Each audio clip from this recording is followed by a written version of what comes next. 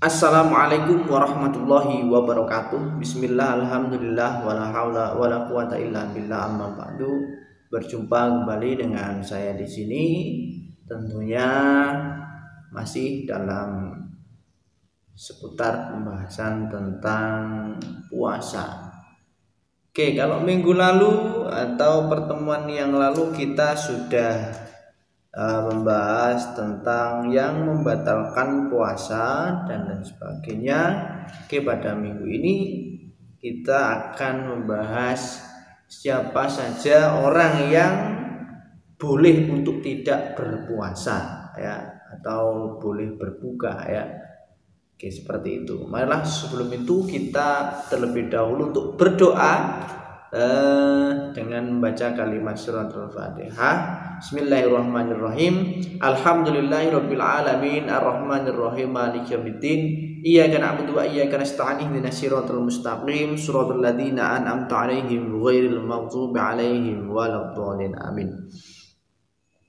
Oke, kita langsung saja ke pembahasannya, yaitu orang-orang yang diperbolehkan untuk berbuka atau tidak berpuasa ya, pada bulan Ramadan itu adalah sebagai berikut. Yang pertama itu adalah orang yang sakit apabila tidak kuat untuk berpuasa. Nah, ini sakit tapi tidak kuat untuk berpuasa, maka dia boleh ya untuk tidak berpuasa. Ataupun ketika dia berpuasa maka sakitnya akan tambah parah atau lambat untuk sembuhnya ya, ini maka orang tersebut boleh berbuka atau tidak berpuasa pada saat itu.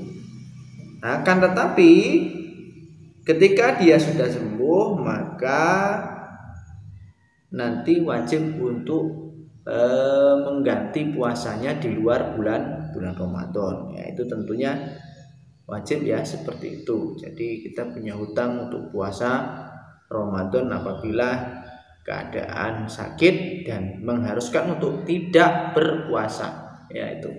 Terus yang kedua yaitu orang yang dalam perjalanan jauh ya, kira-kira perjalanan jauhnya 80,640 km ya jauhnya. Ini boleh ya. Ini boleh untuk tidak berpuasa. Akan tetapi dia wajib mengqadha juga. Mengqadha untuk berpuasa nanti pada saat di luar bulan Ramadan. Ini ada hadisnya, ada ayatnya ya. Firman Allah Subhanahu wa taala, Bismillahirrahmanirrahim. Wa man kana maridun aw ala safarin fa iddatum min ayyamin ukhra yuridullahu bikumul yusra wa la yuridu bikumul usra.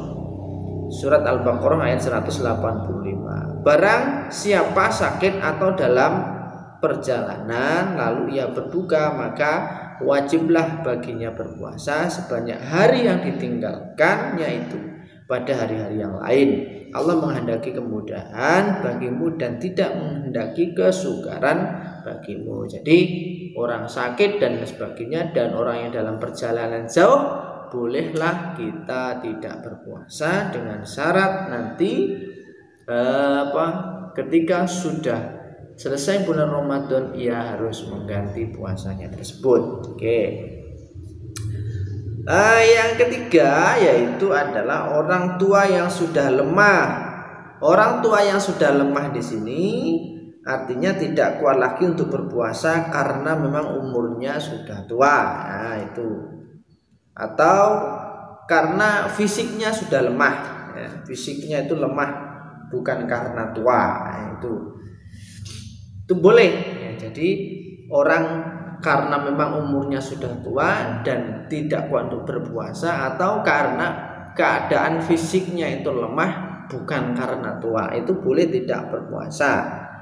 Dan ia kalaupun berpuasa mengganti puasa juga tidak bisa, tapi ia wajib membayar fidyah atau bersedekah tiap hari itu 3/4 liter beras atau yang sama dengan itu makanan yang mengenyangkan kepada fakir dan miskin sebanyak puasa yang ditinggalkannya itu per hari ya.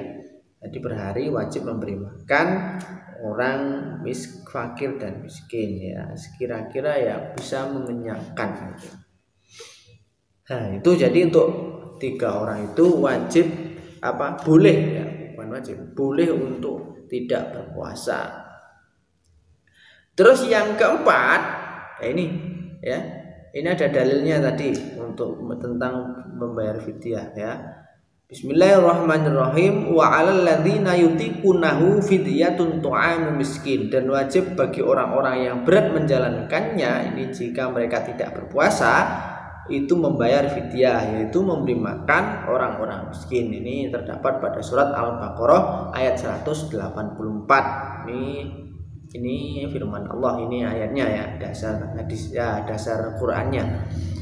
Terus yang keempat, orang yang boleh berbuka atau orang yang boleh untuk tidak berpuasa, yang keempat adalah orang hamil dan orang yang sedang menyusui anak.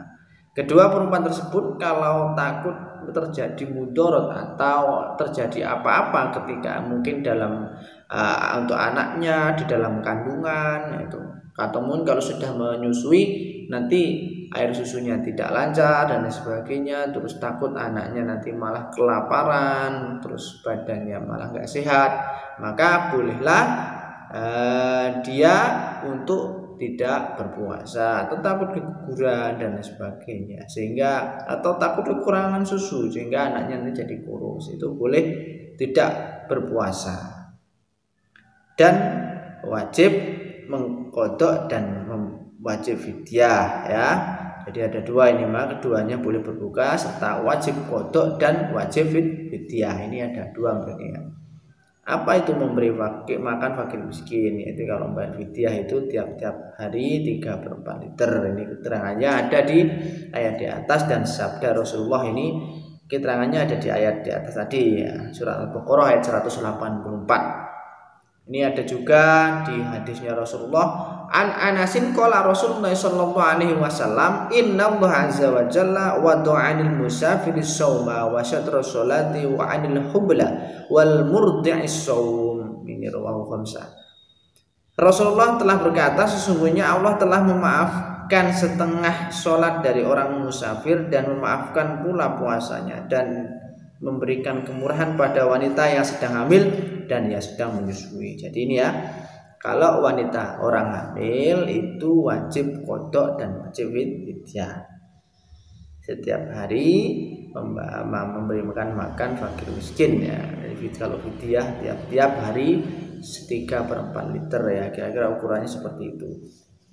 Itulah tadi hal-hal yang membatalkan sholat. Sholat, hal-hal yang diperbolehkannya orang itu tidak berpuasa.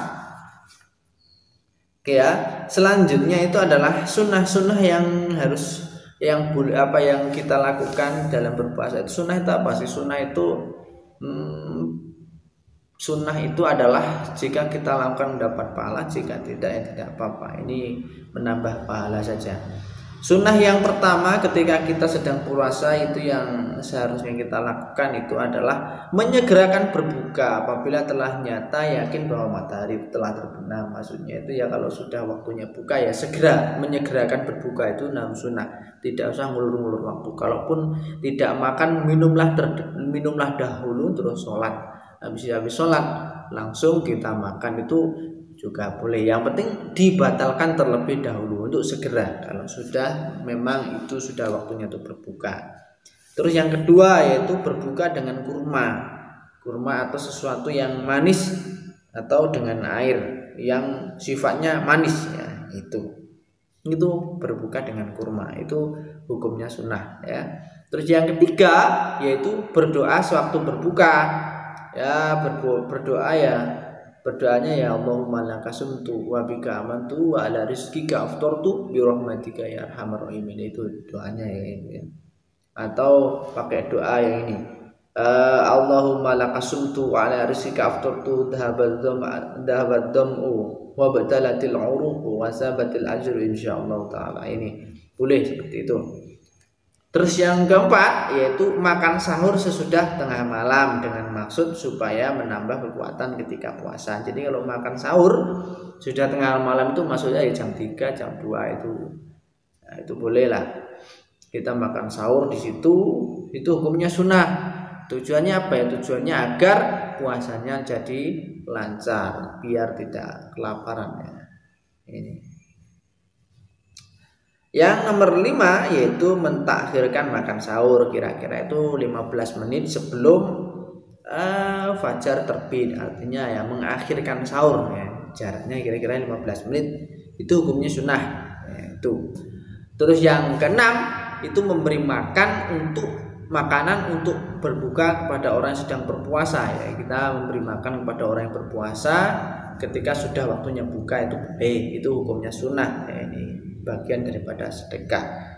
Nomor 7, hendaklah memperbanyak sedekah selama dalam puasa Ramadan atau dalam ketika berpuasa. Itu bagus itu untuk menambah amal ibadah kita. Terus yang selanjutnya yaitu memperbanyak membaca Al-Quran dan mempelajarinya atau belajar atau mengajar karena mengikuti perbuatan Rasulullah. Itulah tadi sunnah-sunnah yang bisa kita lakukan dalam berpuasa ini. Terus apa sih hikmah dari puasa itu? Jadi hikmah atau rahasia puasa itu yang pertama itu adalah sebenarnya itu tanda terima kasih kita kepada Allah Subhanahu wa taala. Ya, karena semua ibadah mengandung arti terima kasih pada Allah atas nikmat pemberiannya yang tidak terbatas banyaknya dan tidak ternilai harganya. Jadi kita harus berpuasa itu ya baik seperti itu, sebagai ucapan tanda terima kasih kita kepada Allah Subhanahu wa taala. Terus yang kedua adalah didikan kepercayaan. Maksudnya seorang yang telah sanggup menahan makan dan minum dari harta yang halal kepunyaan sendiri karena ingat perintah Allah, sudah tentu ia tidak akan meninggalkan segala perintah Allah Subhanahu wa taala. Itu yang ketiga adalah didikan perasaan belas kasihan terhadap fakir miskin, karena seorang yang telah merasa sakit dan pedihnya perut keroncongan, ini jelas ini kita itu rasa empati terhadap orang miskin itu biar tumbuh, karena kita berpuasa itu sebenarnya juga ikut menumbuhkan rasa belas kasih terhadap fakir miskin itu. Terus yang keempat itu juga untuk menjaga kesehatan. Itu puasa itu juga menjaga kesehatan. Oke ya. Oke, seperti itu. Mungkin itu saja pembahasan kita kali ini. Kalau nanti ada yang ingin ditanyakan, boleh kalian tanyakan di kolom komentar dan sebagainya. Oke, terima kasih. Mari kita akhiri dengan bacaan hamdalah bersama. Alhamdulillahirabbil alamin. Mudah-mudahan bermanfaat. Kurang lebihnya mohon maaf. Saya akhiri. Assalamualaikum warahmatullahi wabarakatuh.